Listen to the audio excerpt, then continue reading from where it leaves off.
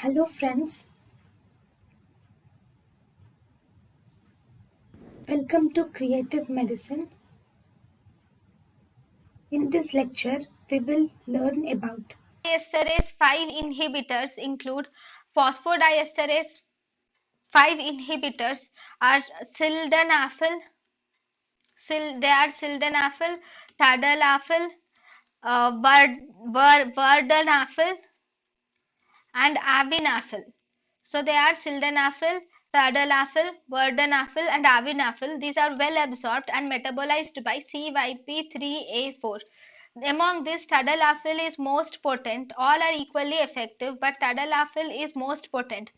So these are drug of choice for erectile dysfunction, and these are also used in pulmonary artery hypertension.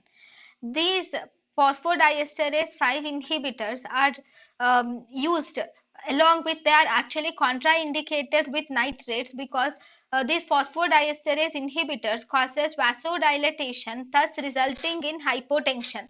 Even the nitrates causes vasodilatation, causing hypotension.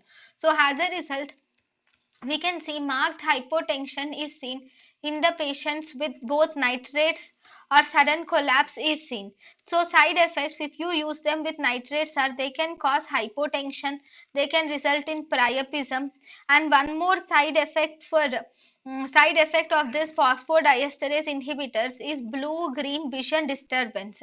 So among this, sildenafil should be given at least 24 hours gap should be there between the administration of nitrates and sildenafil. And if you have to administer tadalafil after the nitrates, there should be at least a gap of 72 hours should be there from nitrates and tadalafil. And these phosphodiesterase 5 inhibitors are contraindicated in sickle cell anemias, leukemias and lymphoma.